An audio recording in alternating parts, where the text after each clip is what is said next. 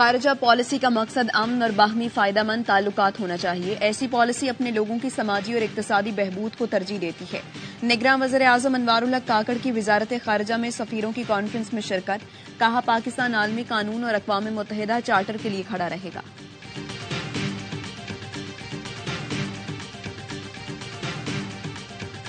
بغاوت کرنے والا 5 سال، جھوٹ بولنے والا تاحیات نااہل کیسے ہو سکتا ہے؟ پارلیمنٹ نے یہ ترامیم مرضی سے نہیں کی، ان پر تھوپی گئی. تاحیات نااہلی کیس میں چیف جسٹس کے ریمارکس. کہا پورے پاکستان کو یرغمال بنانے والے دوبارہ الیکشن لڑ رہے ہیں. آئین میں ترمیم بھی گن پوائنٹ پر ہوتی رہی ہے. یہاں بیٹھے 5 ججوں کی دانش پارلیمنٹ میں بیٹھے لوگوں سے زیادہ کیسے ہو سکتی ہے؟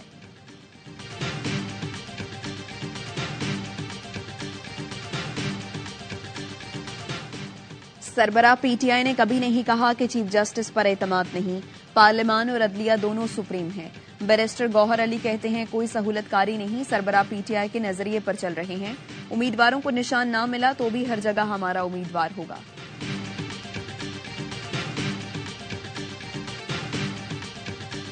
اور نگراں وزیر خارجہ کا ایران کے وزیر خارجہ سے ٹیلی فونک رابطہ. کرمان میں دہشت گردانہ حملے میں اموات پر گہرے دکھ کا اظہار. وزیر خارجہ نے دہشت گردی کو پاکستان اور ایران کے لیے مشترکہ خطرہ قرار دیا. دل کا تکلیف ہوتے ہیں تو وہ خود لندن بھاگ جاتے ہیں. اب الیکشنز میں پیپلز پارٹی کی حکومت بن رہی ہے. ہم آپ کے لیے یہاں رائے بند میں مفت علاج. اگلی بار جب دل میں تکلیف ہوتا ہے اور فیبری 1 میں ہونا ہی ہے. 8 فروری کے بعد دل میں تکلیف ہو تو رائے میں ہمارے بنائے اسپتال میں آپ کا علاج ہوگا. بلاول بھٹو نے رائے میں لیگی قیادت پر تیروں کی بارش کر دی. کہا رائے میں مفت علاج کی سہولت نہیں، دل کی تکلیف ہوتی ہے تو خود لندن بھاگ جاتے ہیں. اس وقت بھی کہا تھا اتنا دور جانے کی ضرورت نہیں. کراچی میں ہم نے NICVD بنا دیا ہے، وہاں علاج کرائیں. ہم نون لیگ یا پی ٹی آئی کی طرح جھوٹے وعدے نہیں کر رہے. بلاول بھٹو نے اپنے منشور کا اعلان بھی کر دیا. بھوک مٹاؤ پروگرام، بے نظیر مزدور کارڈ لانے کا وعدہ. بلاول بھٹو کا NA 127 لاہور میں الیکشن آفس کا دورہ. کارکنوں نے پرتپاک استقبال کیا. چیئرمین نے کارکنوں سے ہاتھ ملایا. ایک خاتون نے بلاول کے سر پر بھی ہاتھ رکھا.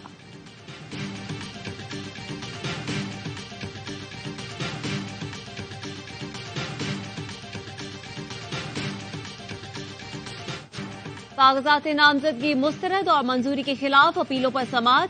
شیخ رشید، اعجاز الحق، اختر مینگل سمیت متعدد سیاسی پہلوانوں کو اکھاڑے میں اترنے کے لیے گرین سگنل مل گیا.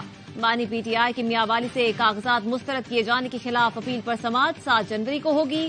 NA 15 بان صحرا پر ٹرائیبیونل نے نواز شریف اور کیپٹن صفدر کو کل بلا لیا. شاہ محمود، زین قریشی اور مہربانو قریشی کے اپیلوں پر سماعت 6 جنوری کو مقرر. وفا چودھری، پرویز الہی، مونس الہی، فہمیدہ مرزا اور ذوالفقار مرزا کی درخواستوں پر آروز کو نوٹس جاری.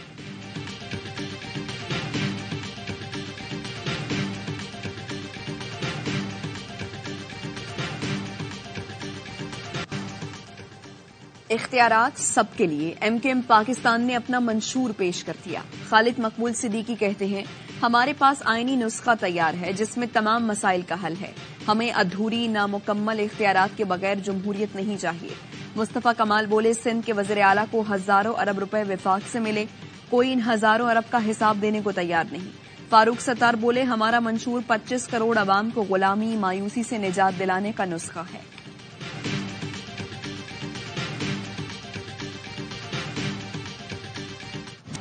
بجلی 4 روپے 12 پیسے فی یونٹ مزید مہنگی. جنوری کے بلوں میں اضافی ادائیگیاں کرنا ہوں گی. اضافہ نومبر کی ماہانہ فیول ایڈجسٹمنٹ کی مد میں کیا گیا. نیپرا نے نوٹیفیکیشن جاری کر دیا. اطلاق لائف لائن اور کے الیکٹرک صارفین پر نہیں ہوگا. پورا گھر جل گیا، کوئی سامان نہیں بچا. بچی کا جیز بھی جل گئے. ابھی یہ مہینے میں شادی تھی میری نواسی کی. پہننے کا کپڑے بھی نہیں ہے، کپڑے پیروں میں جوتی بھی نہیں ہے ہم لوگ کا. اب تو ہمارا تو جینا آرام ہو گیا، ہم کہاں جائیں گے؟ بس رب کے سوا کون ابھی ہمارا. کراچی میں 3 ہٹی پل کے نیچے جھگیوں میں آگ بھڑک اٹھی. 100 کے قریب جھگیاں جل گئیں. رہائشیوں کی جمع پونجی راکھ ہو گئی. ایک خاتون نے کہا بچی کا جہیز جمع کر رکھا تھا، آگ نے سب ختم کر دیا. لوگ اپنا کوئی سامان نہ بچا سکے. فائر بریگیڈ کے عملے نے 1 گھنٹے سے زائد وقت میں آگ پر قابو پایا. خوش قسمتی سے کوئی جانی نقصان نہیں ہوا.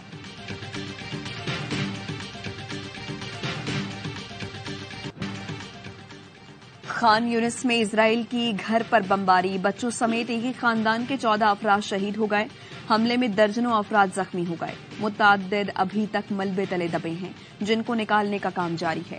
اسرائیلی طیاروں نے خان یونس میں ہلال احمر کے دفتر کو دوبارہ نشانہ بنایا، حملے میں 3 فلسطینی شہید، متعدد زخمی ہو گئے۔ اسرائیلی فوج نے العمل اسپتال کو کئی گھنٹوں سے گھیر رکھا ہے، کسی کو اسپتال کے اندر جانے کی اجازت نہیں دی جا رہی، ایمبولینسز کو روک کر بھی زخمیوں اور بیماروں کا داخلہ بند کر دیا گیا ہے۔ غزہ میں شہادتوں کی مجموعی تعداد 22,438 ہو چکی ہے، جن میں 9,600 سے زائد بچے شامل ہیں۔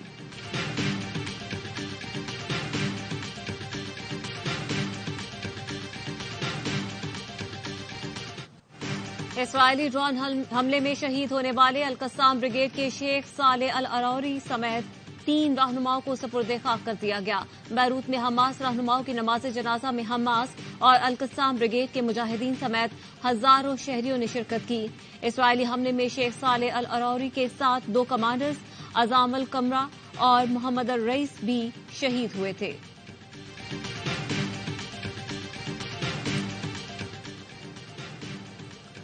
ایران میں دھماکوں کے بعد ایک روزہ قومی سوگ، سپریم لیڈر علی خامنہئی کہتے ہیں دہشت گرد حملے کا سخت جواب دیا جائے گا۔